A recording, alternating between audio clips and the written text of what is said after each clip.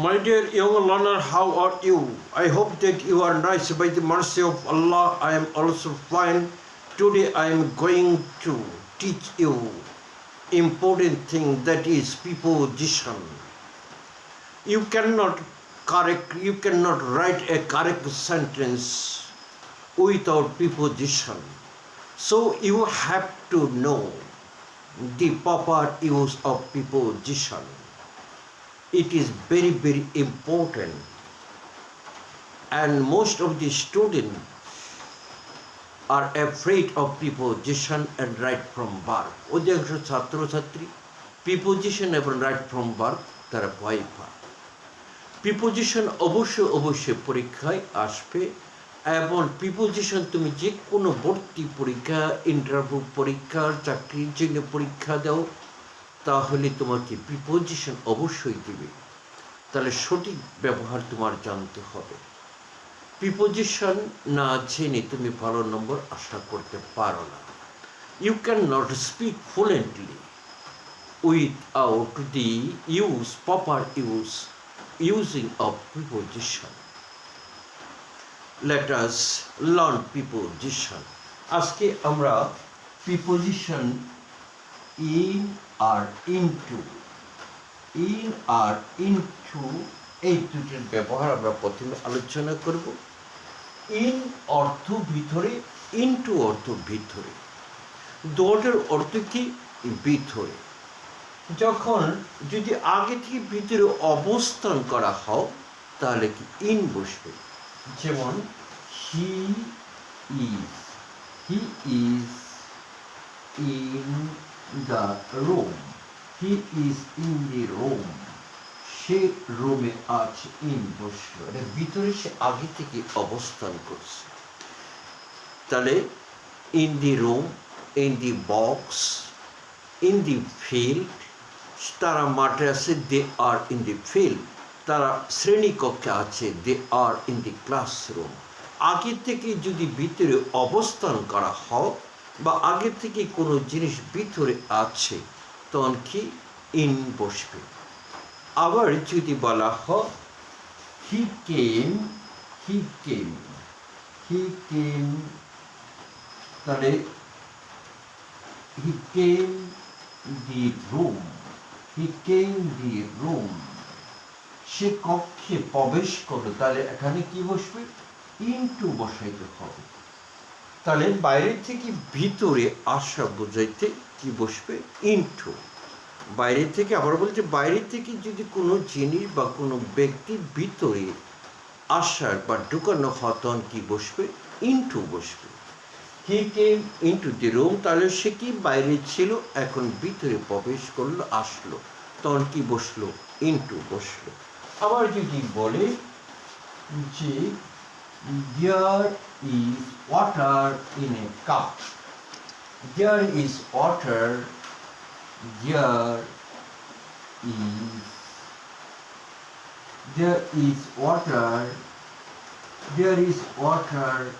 in the cup.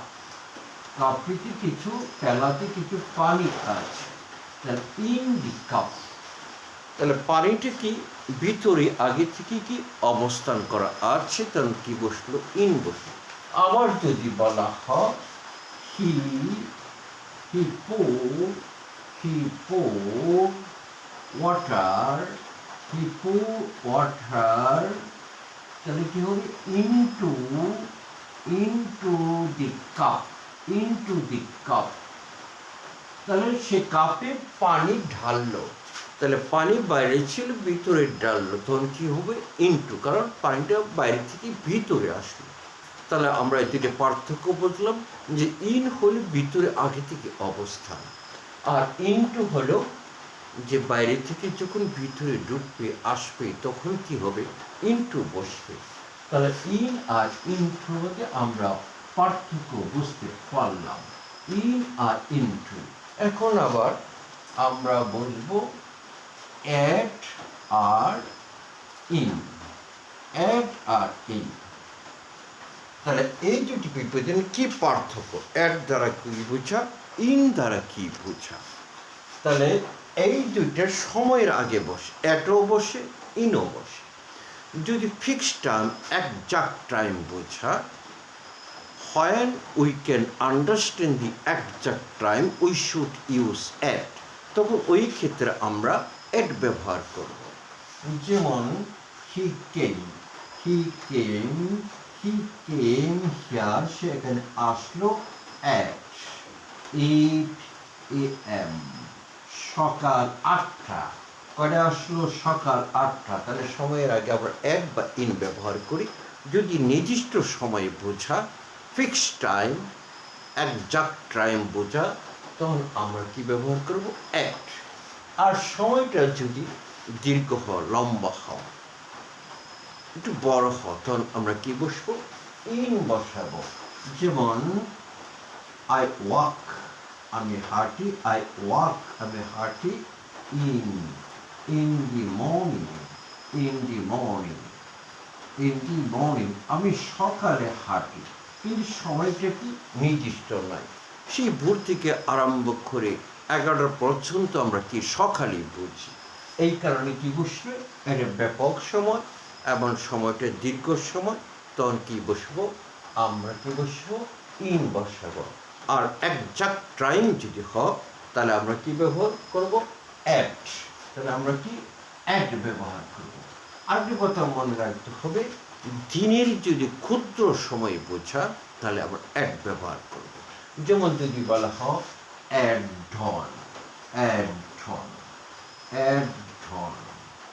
ডন মানে খুব প্রত্যুষে, এই সময়টা খুব অল্প সময় থাকে। পূর্ব আকাশে যখন ফর্সা হইতে থাকে, পরিষ্কার হইতে থাকে, তখন আমরা এক ঢন বলি। ওই সময়টাকে আমরা কি বলি? এক ঢন। অল্প সময়, ক্ষুদ্র সময় অ্যাট। আবার যদি বলি অ্যাট ডাস্ট, গুদুলির সময়, যখন পশ্চিম দিকে সূর্য অস্ত যেতে থাকে, লাল হইতে থাকে, ওই সময়টাকে বলে আমরা গুদুলির সময়, অ্যাট ডাস্ট।